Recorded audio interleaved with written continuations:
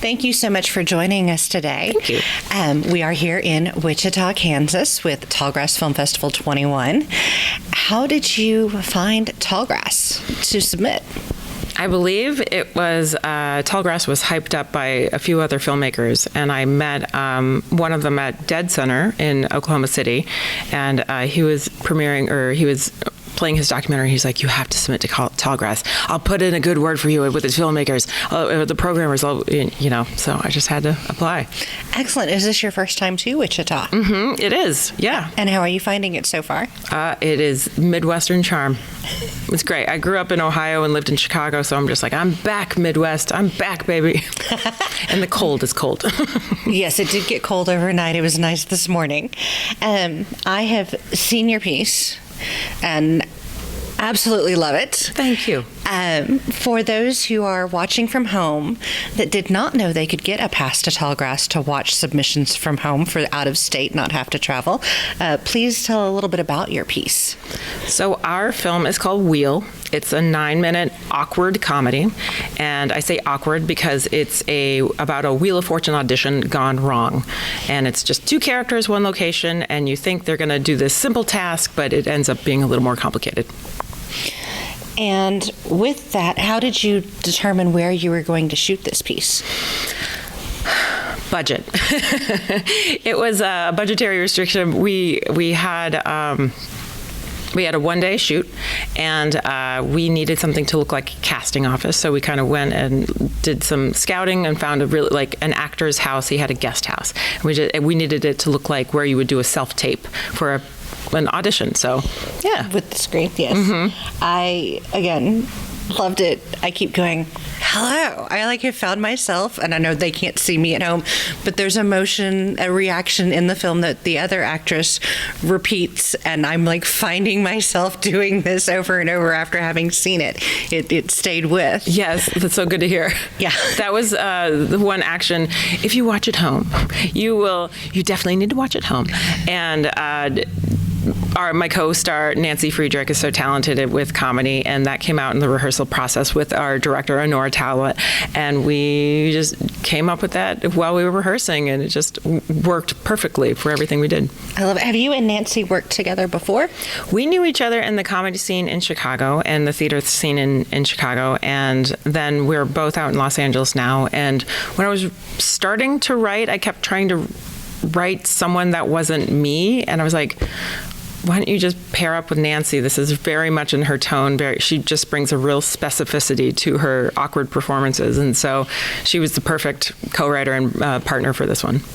And there's two things that can go kind of awkward, and we're going to remain spoiler-free. Good.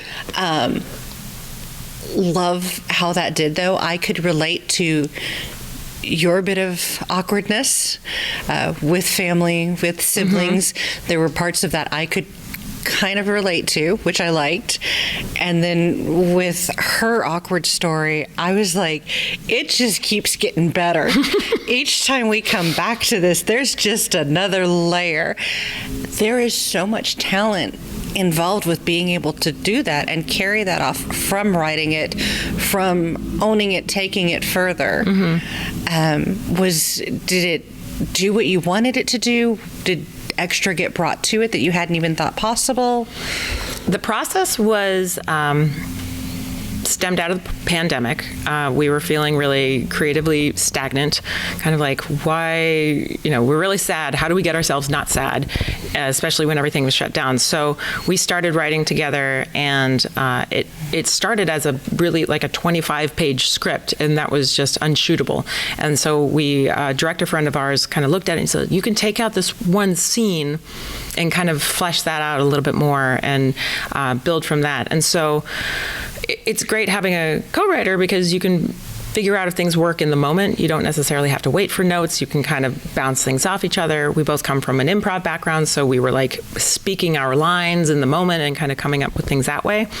And then once we've hit the festival circuit, it's such a satisfying thing to see in front of an audience and see your jokes land. It's a very unsuspecting comedy. You wouldn't necessarily think, how hard the laughs hit when you're in a theater, when that's just been like satisfying. So yes, it's been very, it did what we wanted, and we're very happy with it. Good. Yeah. Do you have? Is this are these characters something that you'll take into a longer piece, something you'll develop further, or do you have other projects that you're working on right now? I think everyone is sort of like treating this as its own piece. Since we started with a longer piece, and we just like how it turned out. I think there are possibilities for writing the characters into their own world, but that hasn't really been discussed. And individuals like our director, Honora, she's in the festival circuit with another film she's written, directed, and edited and produced and starred in. So she's very busy with that. Nancy is an actor, so we're waiting for the strike to, well, I'm an actor too, don't forget that. A very talented one. Very talented, thank you. So we're all just kind of waiting for the strike to end. I'm launching a new crowdfunding campaign for a short that I wrote, and we'll do this all over again. So look out for Donor on Seed and Spark, and so we'll be raising funds for that soon. Fantastic.